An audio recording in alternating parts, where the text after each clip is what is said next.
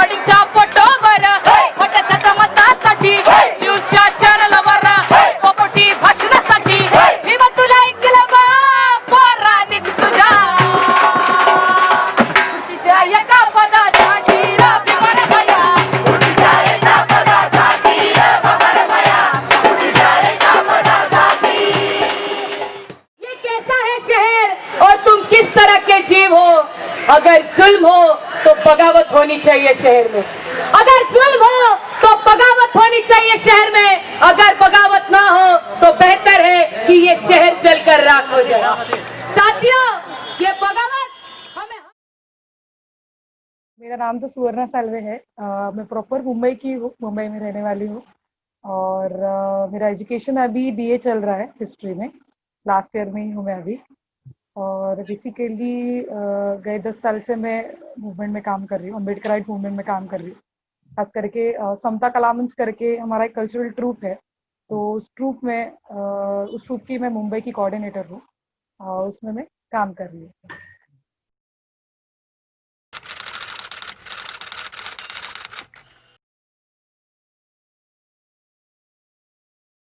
Actually मैं 10th में थी, तभी 10th के बाद मीरा कांबले की केस हुई थी साउथ बॉम्बे में। उसको नेकेड करके घुमाया था, तो मैं 10th में उस टाइम पे थी। तो वो मेरे लिए बहुत ज्यादा शॉकिंग था कि मुंबई की जगह पे कास्ट के बेसिस पे ऐसा सब कुछ कैसे हो सकता है, और खास करके एक महिला के साथ इतना ब्रूटली कैसे कोई बिहेव कर सकता है, क्योंकि उनके वीडियोस वगैरह बना के बहुत ज्यादा वायरल हुए थे।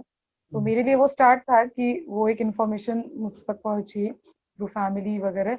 और उसके बाद जो मालूम होना शुरू हुआ, तो उसके बाद बहुत सारी चीजें और पता चली कि अगर तुम स्पेसिफिक कास्ट से हो तो तुम्हारा प्यार करना बहुत ज्यादा मुश्किल है। तुमने अगर अपर कास्ट किसी लड़की के साथ प्यार किया तो तुम्हें डायरेक्ट बोलना, बात करना दूर है, तुम्हें डायरेक्ट खत्म किया जाता है।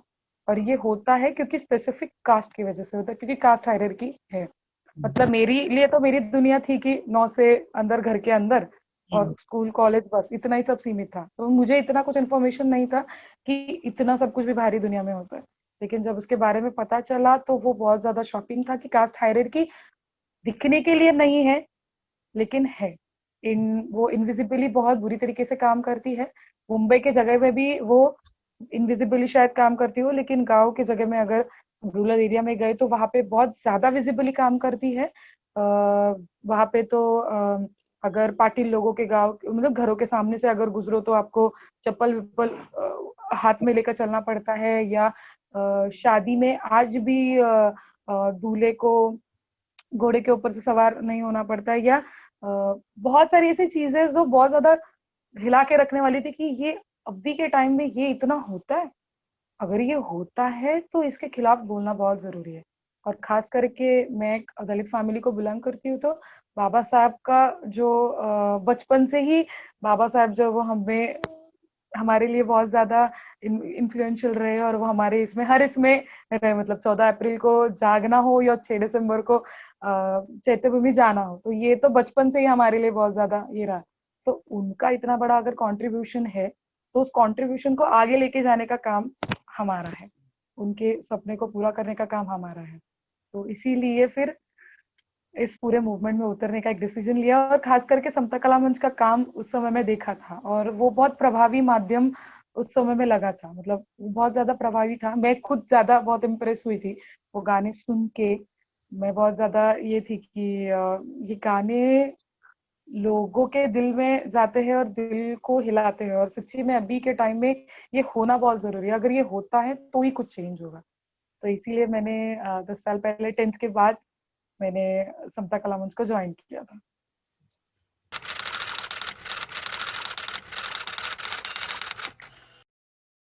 नहीं, एक्चुअली जब मैंने ज्वाइन किया था तभी समता कला मंच प्रॉपर वे में नाम नहीं था। तभी republican panther caste analysis movement की कल्चरल ट्रूप करके, या उनका कल्चरल एक पार्ट करके काम किया जाता था।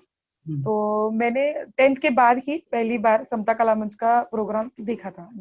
10 जनवरी को एक प्रोग्राम होता है भाई कला में, लव लाइन में। भागवत जादव करके थे, तो उनको मारा गया था। उनके सिर में ऊपर से पाटा जो बोलते हैं जिसपे मसाला कूटता है, वो डाला गया था।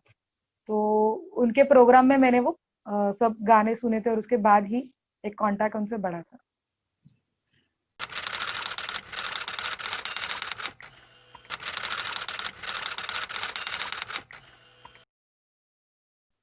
समता कला मंच ये कल्चरल ट्रूप है जो मानता है कि कला ये सिर्फ एंटरटेनमेंट का एक साधन नहीं है। तो कला ही इतिहास से रेजिस्ट का एक माध्यम रहा है, जीने का एक माध्यम रहा है। मतलब अगर हम लोग बहुत ज्यादा पीछे गए तो, और कला ने यहाँ के जनता को जीने का एक मार्ग दिखाया है। तो उसको एक हमें अपने रेजिस्ट का फॉर्म बनाकर उसको यूज करना चाहिए, क्योंकि कल्चर तौर पे भी एक बहुत बड़ा पगड़ा पगड़ा हमारे सिर पर रखा गया है, जो ब्राह्मणिकल कल्चरल का पगड़ा है, जो भांडवली कल्चरल का पगड़ा है। तो इसको तोड़ने के लिए भी जनता की एक कला जो इतने सालों से आई है उसको कंटिन्यू रखना बहुत जरूरी है, और उसमें एक जाति अंत का, वर्ग अंत का, स्त्री मुक्ति का आशय डालकर उसको लोगों के अंदर लेके जाना बहुत जरूरी है। और खास करके अगर देखा जाए तो अगर हम लोग कल्चरल ट्रूप के माध्यम से अगर एक आधी बस्ती में जाते हैं तो वो बहुत ज्यादा मतलब ये हो जाता है, मतलब लोग अगर हम डफ बजाए तो लोग आजू बाजू में जमते हैं, गाने के माध्यम से सुनते हैं। और वो एक क्रिएटिव फॉर्म भी है कि जिसके वजह से लोग आपके पास आते हैं और आपसे बातें करते हैं। और ये जैसे सबका एक्सप्रेशन का एक माध्यम होता है, तो वैसे ही शायरों का भी, हमारा भी एक एक्सप्रेशन है कि हम इस तरीके से एक्सप्रेस होते हैं। मतलब हमारा गुस्सा, हमारा जो कुछ भी आक्रोश है वो हमारे गाने के माध्यम से निकलता है। तो समता कला मंच ये गानों के माध्यम से प्रबोधन करता है, कुछ स्ट्रीट प्लेस वगैरह परफॉर्म करता है, कुछ जयंती के प्रोग्राम हो तो उसमें हम लोग परफॉर्मेंसेस करते हैं, स्टेज परफॉर्मेंस भी करते हैं। प्रोटेस्ट में खास करके हम लोग रहते हैं, मतलब जाति अत्याचार जो होते रहते हैं तो उसके खिलाफ जो जॉइंट फ्रंट्स वगैरह बनते हैं तो उसमें भी हम लोग एक रहते हैं, और मोर्चों में या मोर्चों का कैंपेनिंग करने के लिए बस्तियों में। तो इन सारी चीजों में, कैंपेनिंग से लेकर हर चीज में हम लोग एक अपना काम और अपना एक रोल निभाते हैं।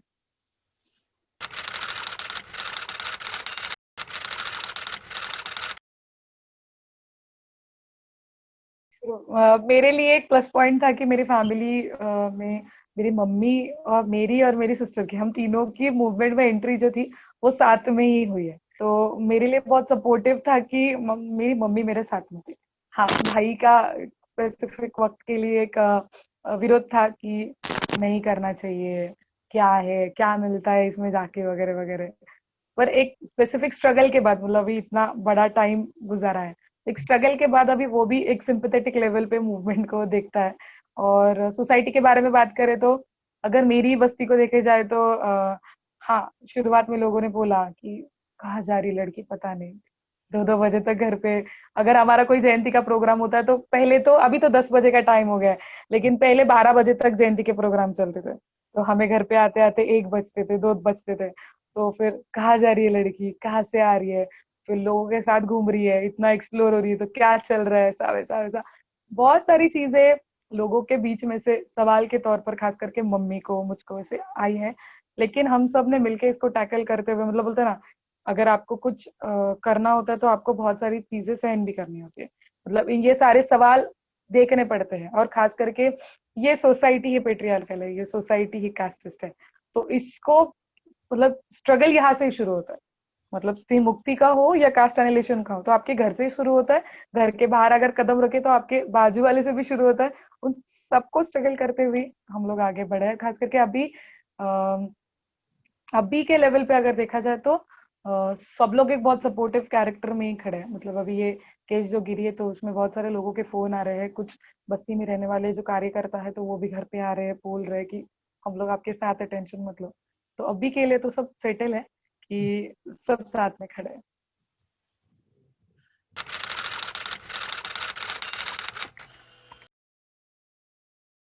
मेरे से अगर शुरुआत करें कि मैं किस प्रोटेस्ट में शामिल हूँ, तो उससे पहले भी बहुत सारे प्रोटेस्ट में रिपब्लिकन पैंथर, समता कला मंच शामिल हुआ है।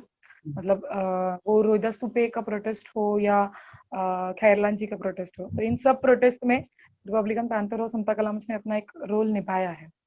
अगर मुझसे शुरुआत करें तो नितिन आगे की केस जो थी उससे एक ज्यादा इन्वॉल्वमेंट ज्यादा बढ़ा है, जिसमें हम लोग ज्यादा रहे हैं। और मतलब नितिन आगे को मारा गया था, उसने एक अपर कास्ट लड़की से प्यार किया था इसलिए। और उसके बाद हमने देखा है कि रोहित वेमुला का इंस्टीट्यूशनल मर्डर हुआ है, उसके बाद नजीब अहमद का गायब होना है, उसके बाद गुजरात में जो 4 लोगों को मारा गया, मतलब उनको बेरहमी से पीटा गया, तो उसमें हुआ प्रोटेस्ट, उसमें हम लोग शामिल हुए थे। भी अंबेडकर भवन को तोड़ा गया था रात में, तो उसके बाद एक बड़ा प्रोटेस्ट हुआ था, तो उसमें भी हम लोग शामिल थे। तो ऐसे बहुत सारे प्रोटेस्ट है कि जिसमें हम लोग ने कल्चरल तौर पे हम लोग ने एक्टिवली उसमें पार्टिसिपेशन किया है।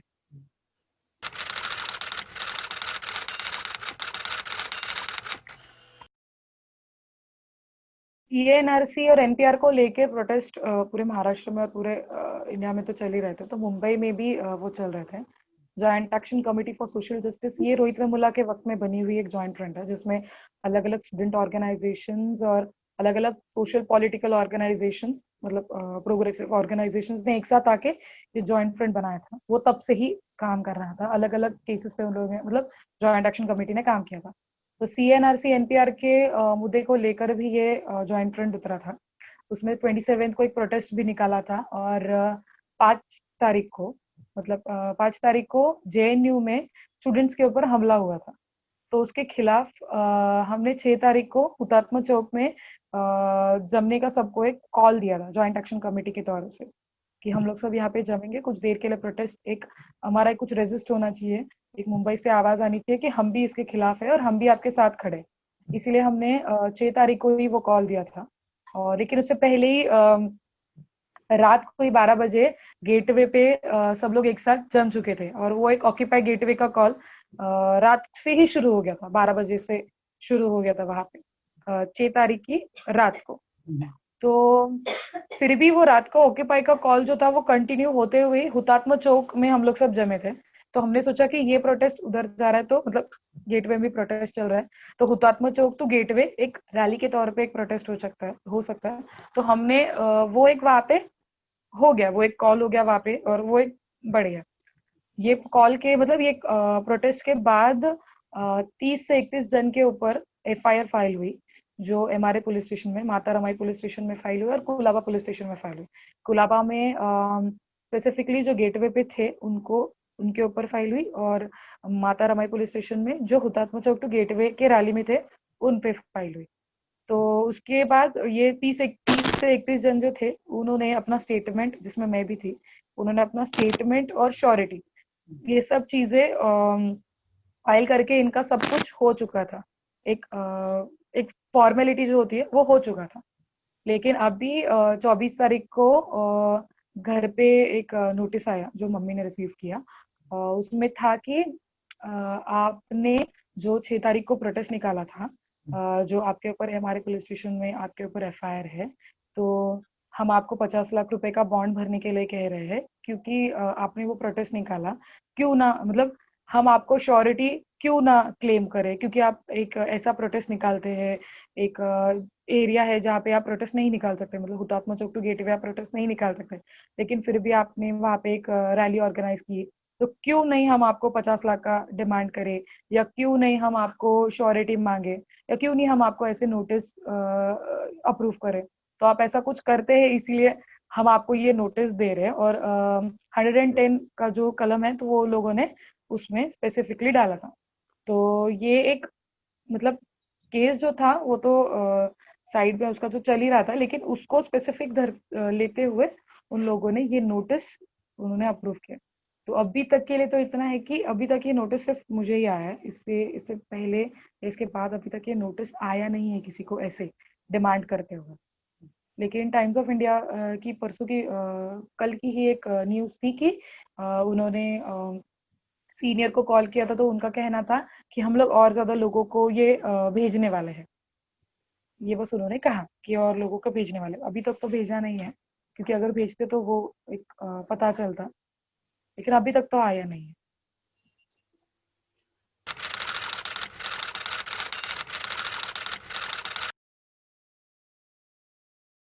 हाँ, एडवोकेट इरशाद खान है। उनसे हमारी बात हुई थी, और वही इस केस को देख रहे हैं। बेसिकली उन्होंने भी इसके ऊपर काम शुरू कर दिया है। एक तो 3 लेवल पे उन्होंने काम किया है। एक तो जो नोटिस आया है उस नोटिस को एक उसको भी सवाल पूछते हुए उसको भी आंसर करते हुए उन्होंने एक ये किया है कि नोटिस मतलब जहां से नोटिस आया है उसी आजाद मैदान के वहां पे वो उसको सवाल पूछने वाले हैं। दूसरा उन्होंने एंटीसिपेटरी भी फाइल की है।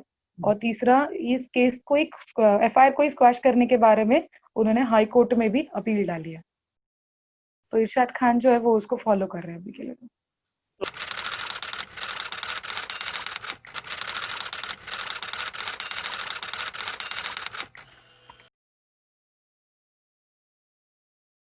हाँ मतलब एडवोकेट का कहना था कि अगर वो बॉन्ड भी मतलब एक तो ये हार्बिट्री ऑफेंस जो उन्होंने कहा है वो स्पेसिफिकली गुंडों को या भाई लोगों को वगैरह भेजते हैं जो बहुत ज्यादा क्रिमिनल होते हैं।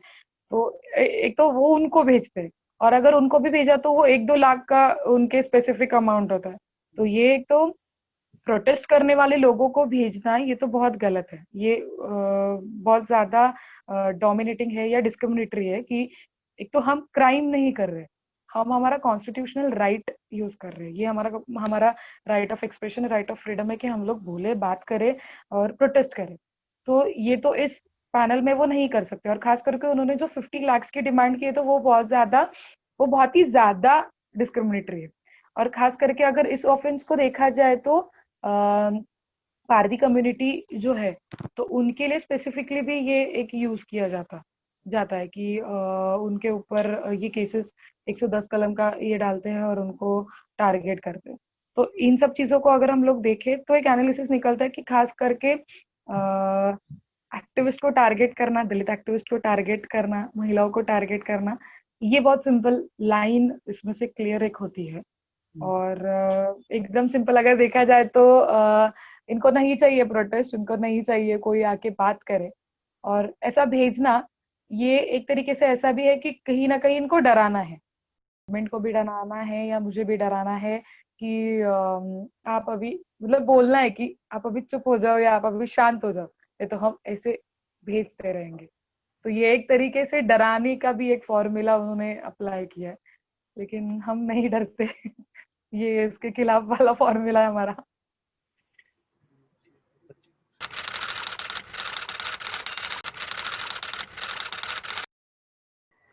रिएक्शन तो थोड़ा यही था कि अचानक में इतना प्रेशर कैसे आ रहा है। मतलब केसेस और नोटिस तो घर पे आते ही है तो उसके बारे में ज्यादा टेंशन नहीं है। लेकिन 50 लाख का जब अमाउंट का सब पड़ा तो एक्चुअली घर पे मम्मी ही थी नोटिस लेने के लिए, तो वो थोड़ी सी यही थी कि ये इतना कैसे आ रहा है। तो थोड़ा सा पैनिकिंग सिचुएशन था, लेकिन उसके बाद नॉर्मलाइज है अभी के लेवल पे। सब कार्यकर्ताओं ने वगैरह बात की है, मेरा भी एक डिस्कशन उनके साथ हुआ है, तो अभी तो सब नॉर्मलाइज है। लेकिन हाँ, ये इस तरीके का नोटिस घर में बहुत ज्यादा पैनिकिंग सिचुएशन क्रिएट कर देता है, क्योंकि अगर 50 लाख ये वर्ड भी सुन ले तो हमारे लिए बहुत ज्यादा मतलब क्रिटिकल है कि कहाँ से लाएंगे, क्या करेंगे, ये सब क्या है। और खास करके जिस दलित फैमिली से मैं आती हूँ तो उसमें एक तो केसेस पढ़ना ये भी बहुत ज्यादा क्रिटिकल होता है, क्योंकि ऑलरेडी हमें पढ़ना है, बड़ा होना है, उसमें ये केसेस और उसके बाद और ये 50 लाख का और कुछ एक बड़ा प्रॉब्लम। फिर भी इन सबको टैकल करते हुए आगे तो बढ़ रहे। घर में तो एक नॉर्मल सिचुएशन है अभी कि ये सब स्क्वैश हो जाएगा और बहुत सारे लोग तो साथ में हैं, खड़े हैं। और अगर कुछ पाना है तो आपको स्ट्रगल तो करना पड़ेगा और उसमें कुछ तो ये करना ही पड़ेगा।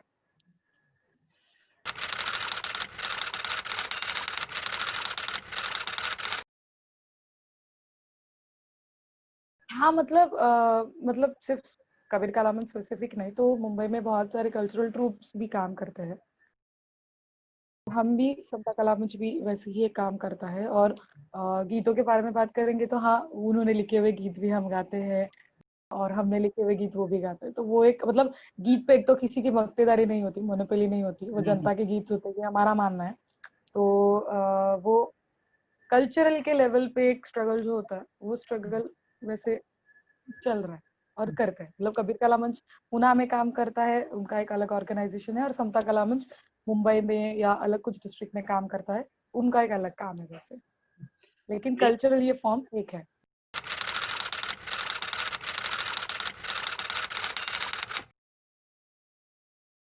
हाँ, मतलब ये टारगेटिंग ही है। मतलब एक तरह से अगर देखा तो शाहिर जो है वो जनता में अगर जाके गाना गाते हैं तो उनकी पॉपुलैरिटी थोड़ी सी बढ़ती है, लोग सुनते हैं, देखते हैं और उनसे एक बात करते हैं।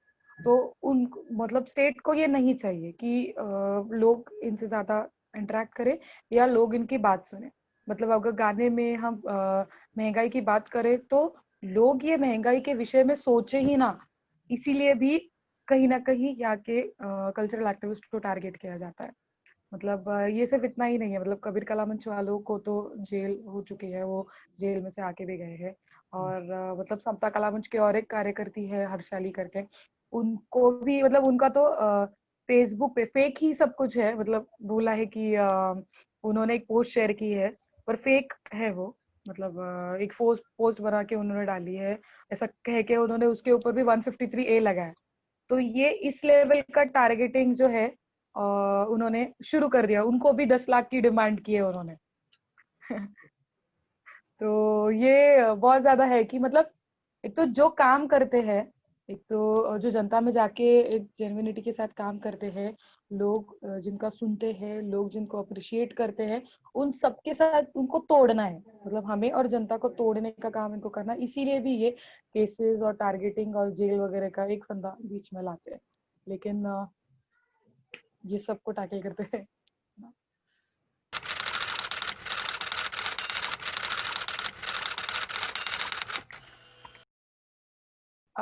मतलब मैंने जैसे पहले भी बताया था कि कला ये रेजिस्ट का माध्यम पहले से ही रहा है, जीने का माध्यम पहले से ही रहा है। और उसी में जैसे जैसे पीढ़ी आगे बढ़ती गई वैसे वैसे लोगों ने अलग अलग टाइम पे उसे अपना एक फॉर्म ऑफ रेजिस्ट और फॉर्म ऑफ वेपन की तरह भी यूज किया है।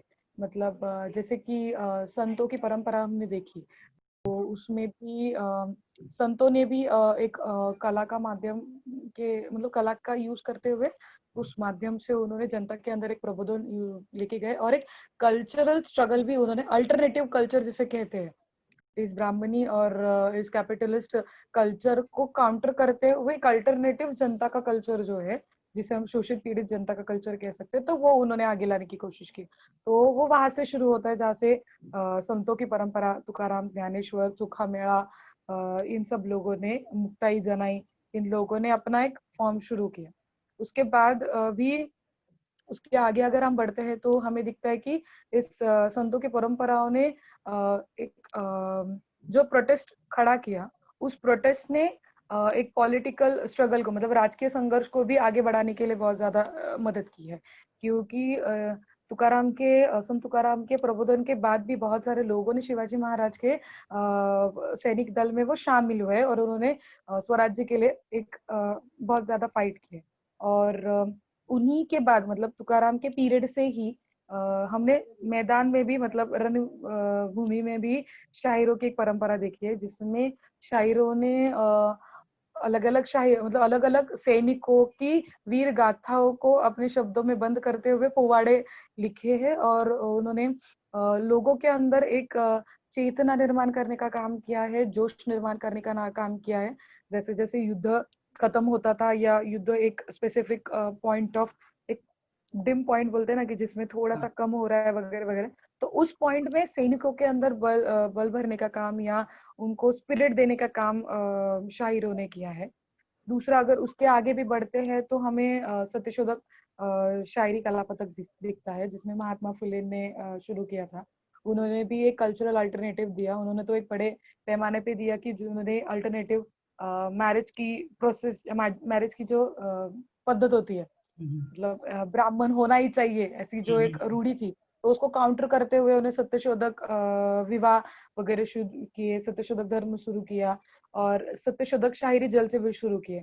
महात्मा फुले के टाइम में सत्यशोधक शायरी जल से बहुत बड़े पैमाने पे बहुत ज्यादा लेवल पर उनके कल्चरल ट्रूप्स थे और उन्होंने भी एक बड़ा प्रबोधन का काम किया है। मतलब महात्मा फुले ने लिखे हुए सब जो बुक्स थे या उनके जो विचार थे, वो गांव-गांव में जनता तक पहुंचाने का काम सत्यशोधक शायरी जलसा कला पथक ने किए हैं। उसके बाद अगर हम देखें तो हमें लाल बाउटा कला पथक दिखते हैं, जिसमें अण्णाभाऊ साठे, अमर शेख गवानकर का एक बड़ा रोल है, जिन्होंने संयुक्त महाराष्ट्र की मूवमेंट को एक बहुत बड़ा बोलते ना, संयुक्त महाराष्ट्र की मूवमेंट को अपने कंधे पे जो लेकर खड़े हुए हैं और बस्तियों में जो जाके उसके ऊपर उन्होंने प्रबोधन किया है या मोर्चों में, प्रोटेस्ट में उन्होंने एक बड़ा रोल वैसे निर्माण किया और जनता को सतत मतलब हर बार ये करते हुए, मतलब बोलते ना बार बार हर बार वो उनको स्पिरिट देने का काम उन्होंने भी किया है। उसके बाद अगर हम लोग आगे बढ़ते हैं तो हमें विलास घुघरे दिखते हैं, शायर विलास घुघरे जिन्होंने आवा नाट्य मंच में भी काम किया है।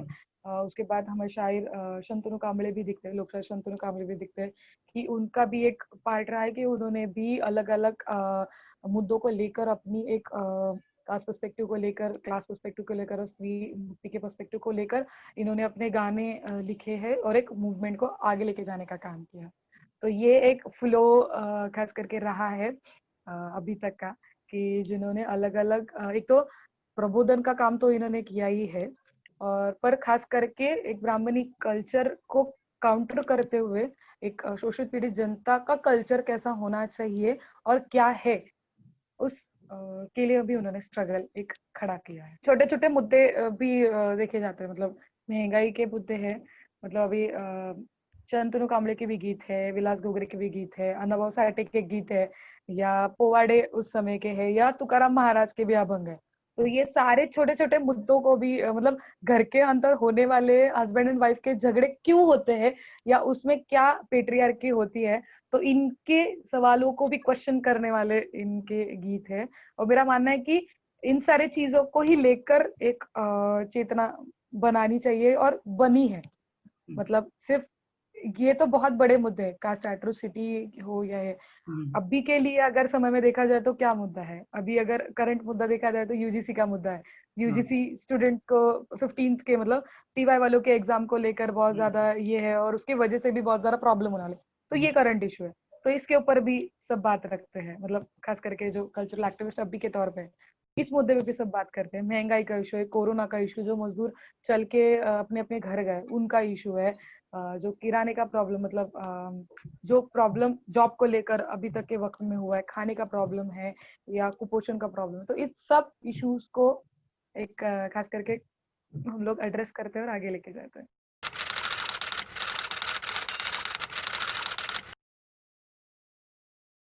हाँ, मतलब हमारे मतलब मैंने जब मूवमेंट में एंट्री ली थी तो मेरे सामने कबीर कला मंच ही था खड़ा, कि जिनको देख के मैं इंस्पायर हुई थी और मुझे लग रहा था कि हाँ, जीना है तो इनकी तरह जीना है, कुछ ना कुछ करके ही जाना है।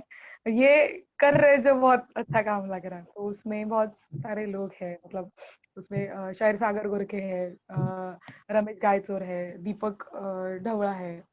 तो ये सारे लोगों को देखते हुए भी आगे हम लोग बढ़े कि इनकी तरह कुछ ना कुछ करना, मतलब मेरी मूवमेंट में एंट्री और इनका जेल में जाना ये एक सेम पैरेलल लेवल में रहा है या सुधीर ढवड़े की अरेस्ट हो, तो इन लोगों को मैंने खास करके पहले मूवमेंट में आने के बाद मैंने इनको ज्यादा देखा भी नहीं है, मतलब मेरा आना और इनका अरेस्ट होना ये एक पैरेलल लेवल, तो ये लोग आंखों के सामने हर बार आइडल रहे हैं कि करना है तो इनकी तरह करना है, ये इनकी तरह ही जीना है।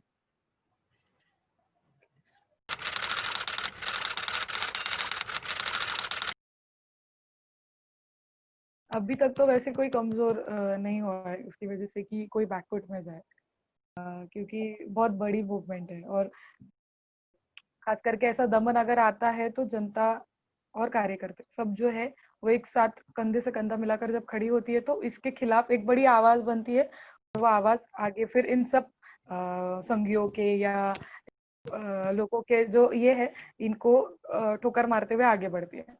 तो अभी तक तो इसके ऊपर कोई प्रेशर वैसे नहीं आया है। जो कार्यकर्ता मतलब आज भी कबीर कला मंच के लोग को काम करते हुए देखा है, उनके लाइव परफॉर्मेंसेस वगैरह हम लोग देख रहे हैं, तो जिनके जिनके ऊपर प्रेशर आ रहा है वो अभी भी आज भी ठाम खड़े हैं और काम कर रहे हैं।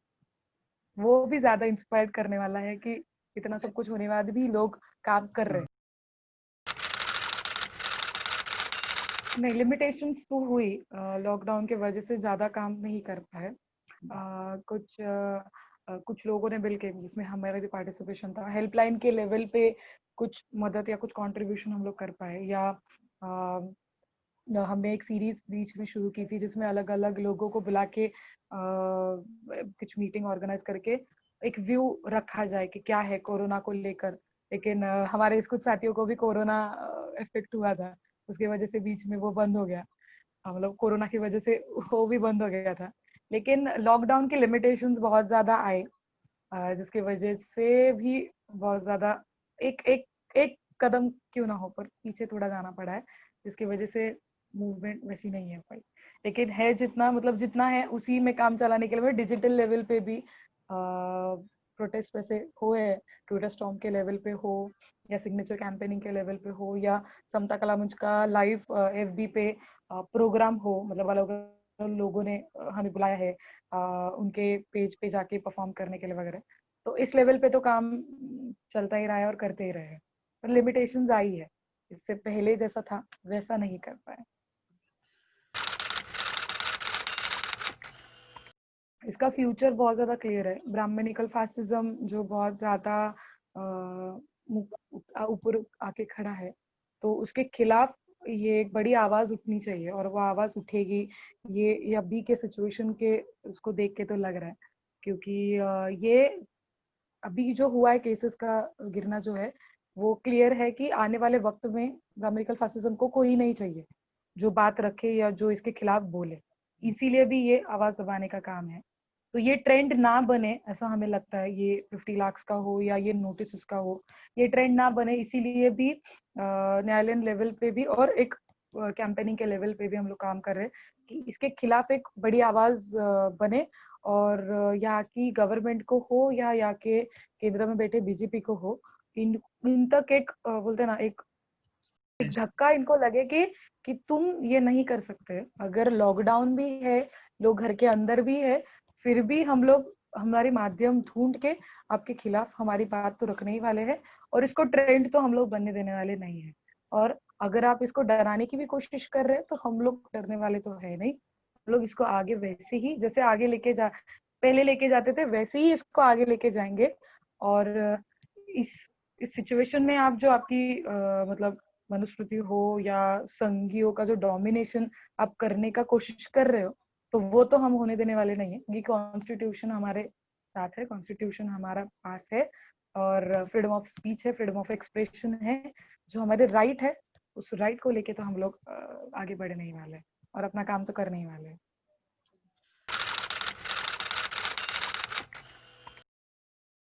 नहीं, मैं तो इतना ही बोलना चाहूंगी कि अभी के वक्त, जो वक्त है, उस वक्त में नोटिस हो या जेल हो, ऐसी सब चीजें तो होने ही वाली है। लेकिन इस सिचुएशन में मुद्दा है कि कौन रास्ते पे उतर के काम करता है। और हमें जो इतिहास लगा है, तो उस इतिहास में अगर बहुत पीछे जाए तो तुकाराम से लेकर अभी तक हर बार यहाँ के ब्राह्मणवादियों ने या यहाँ के पूंजीवादियों ने यहाँ की समतावादी आवाज को दबाने का काम किया है। वो तुकाराम के खून से हो या किसी भी तौर पे हो, तो हमें भी वो फेस करते हुए आगे बढ़ना है। तो हमें अगर देखना है कैसे आगे बढ़ना है, तो हमें थोड़ा पीछे देखना पड़ेगा। हमें बाबा साहब का स्ट्रगल देखना पड़ेगा, हमें महात्मा फुले का स्ट्रगल देखना पड़ेगा, हमारा सावित्री बाई का स्ट्रगल देखना पड़ेगा, और वो जिस तरीके से लड़े हैं उनका इंस्पिरेशन आगे लेके ही बढ़ना पड़ेगा। तो बहुत बड़ा स्ट्रगल है, डरने की बात नहीं है, आगे जाना है। और आगे बढ़ते ही, मतलब एक मुक्ति जो देखते हैं हम लोग, एक मुक्ति का सपना जो देखते हैं, एक समता, एक इक्वालिटी का सपना जो देखते हैं, उसे पूरा करने के लिए किसी ना किसी को कुछ ना कुछ तो देना पड़ेगा। तो उसी के लिए भी पे बैक टू सोसाइटी के तौर पे हमें काम करना पड़ेगा और कुछ ना कुछ तो झेलना ही पड़ेगा। तो वो हमें करना है, और डरना नहीं है, और आगे बढ़ते रहना है।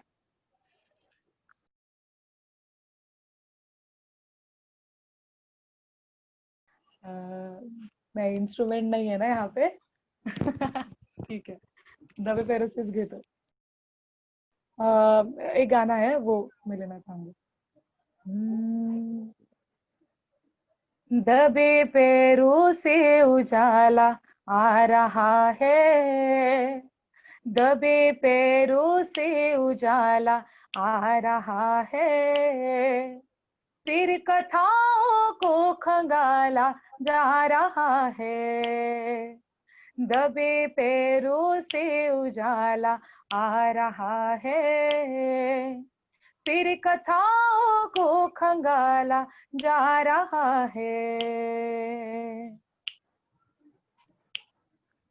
नाचते हैं भय से आरों से रंगे हैं, जिस तरफ देखो वहां कोहरे टंगे हैं, जो नशे में धुंध है उनकी कहे क्या, जो नशे में धुंध है उनकी कहे क्या, होश वालों को संभाला जा रहा है, दबे पैरों से उजाला आ रहा है, फिर कथाओं को खंगाला जा रहा है, फिर कथाओं को खंगाला जा रहा है।